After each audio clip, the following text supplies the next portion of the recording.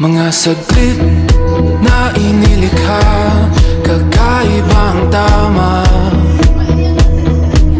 nang sinag sa iyong kutis na kayo manggiyosan ba ako dinadala? Bawat ngiti biglang nabura, iyong naipinta. Hiwaga ng iyong tingin nang naalipin kahit saan man madala. Di pinapansin, ingay sa tabi, magulong kapaligiran, sa'yo lang ang tingin. Di pinapansin, ika'y ba iikutin ng dahan-dahan sa gitna man ng daan? Sa bawat sandaling ikaw ay pinagmamasdan, may dumadapong kiliti na di maunawaan. Walang ibig kita sa aking isip, ikaw lang ang nagmamarka. Kahit mabitin aking salita, matay binubon niya na, sa'yo lang magpapangkin, di pala lampasin, huwag ka sanang kumawala. Di mawawala.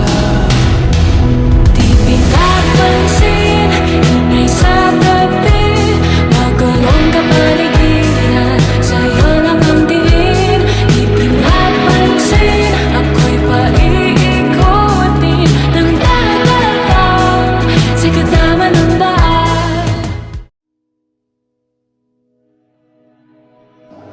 Noong una, hindi naman ako ganun kasigurado talaga tungkol sa kung kami na nga ba talaga magiging mag-asawa o wala sa isip ko talaga yun. Noong una, nagkakilala kami ni mami nyo. Pero, nalaman ko na talagang siya na ang nababagay sa akin. Nung nagsimula na siyang nagpakita ng totoong ugali niya, pumupunta na siya sa bahay. Alam niyo naman nung araw talagang ang hirap ng buhay. Kumbaga, kahit sa kabila ng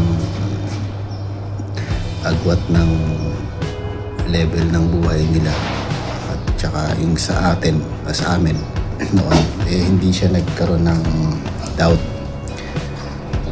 Tinanggap niya ako ng buong buo. Tingin ko yung naging dahilan para masabi ko na siya na talaga ang nararapat para sa akin. Kasi kung iba siguro yun, baka hindi siguro nagtagal or hindi siguro nag-work. Kasi nga, ang daming obligasyon, ang daming priorities, ang daming dapat gawin. Kaya ganun. Dahil sa tinanggap niya ang buong pagkatao ko. Kung sino ako, kung ano yung kaya kong gawin. Noong mga time na yun, hindi siya nag-doubt sa kakayanan ko, hindi niya ako minaliit. Ayun, siguro dahil din doon, kaya binitawan ko yung pag-aartista ko. Pasikat pa lang talaga ako nung panahon na yun, pero dahil na andyan na, alam kong mag-aasawa na ako. So, mas pinili ko na mag-asawa kasi mag-artista. Way back in year 2001, yung simpleng pagsakay ko lang ng jeep, hindi ko akalain na masasabi kong siya na.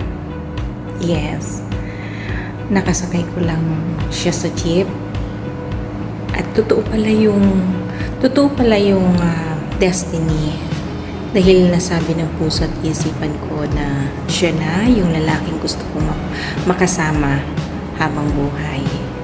Totoo pala yung spark pag nakita mo yung destiny mo.